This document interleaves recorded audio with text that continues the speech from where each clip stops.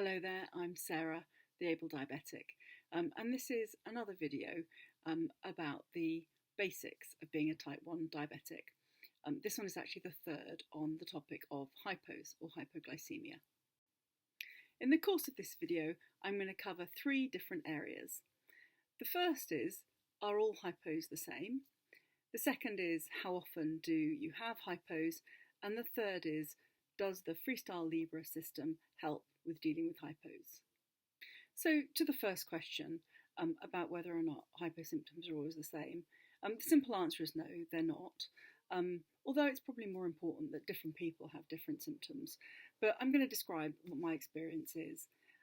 So you can see four different scenarios here for different situations that I find myself in. So the first one is at work.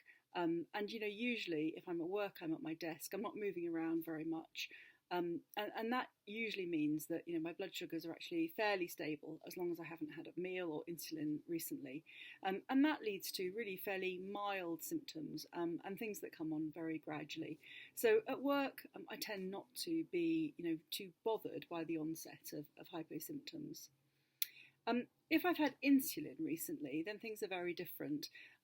If you have a hypo soon after you took insulin, there's actually quite a marked effect.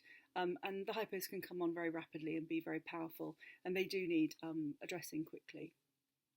It's reasonably similar in the case of exercise as well. So often while I'm either doing the exercise or shortly afterwards, there'll be a fairly speedy reduction in my blood sugars, and I'll feel the hypo symptoms coming on quickly. And again, in a fairly dramatic way. One moment they won't be there, and then a few moments later they absolutely will be. So that's how it happens with that.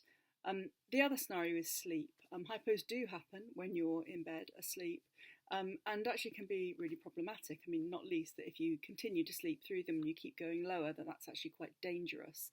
But in terms of the experience I have when I get them, I wake up often not quickly. I can have had the hypo for quite a long time, and I often am quite far gone. It's been there in the background, and my body has been kind of slightly struggling with it. So I'm often a bit sweaty, a bit clammy, and it's quite an odd kind of way of experiencing a hypo. So yeah, different situations and different outcomes. The number of times that you have a hypo is really a very personal thing, and it will vary person to person. Not least, it will vary in relation to how well controlled the person is. If you tend to keep your blood sugars very tight, well under 10, quite close to the kind of 5 to 8 range, then you probably will find yourself going into hypo more often than a person who tends to be up around the 10 and even higher zone. That will make a difference, so that the overall control will have a feature here. In my case, and you can see here a chart from my Freestyle Libre data, it shows that I have 26 hypos in the last 90 days, and that's about one every 3 days. The thing about my hypos, though, is that they tend to be clustered, so that they're not evenly spread out. I can go several days without having a hypo, but then quite often, a bit like buses, they all come along at once.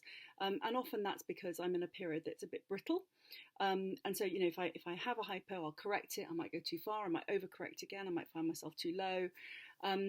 Or I'm just being particularly active and there's more exercise involved, and perhaps that's driving it down as well. So it's not uniform. I guess 1 in 3 every day is not too bad, but it's it's still a very kind of significant feature in a diabetic life. So the Freestyle Libre system is a continuous glucose monitoring system, and it involves a sensor that you wear on your arm, like so. This is mine, and also a system for collecting the data. But basically, it's kind of measuring your blood sugar in the background all the time. There is something really useful within the system, which is that when you go down to a preset level, and for me it's 3.8, and you can see here that this is the screen where you set it. At that point, there will be an alarm that beeps really quite powerfully. It doesn't come from the sensor; it comes from my iPhone, which is what I've got attached. But it's a very, very kind of, strong sound, and actually that's very useful because it means that you're into resolving the hypo before it becomes really pronounced. So I do find that a really helpful aspect of having the Freestyle Libre. Hypos are a really key part of the diabetic experience, and so I hope that these questions being answered will help people who are grappling with getting to grips with what all of this involves. I'm Sarah, I'm the Able Diabetic, and I hope you found this useful. Thanks very much.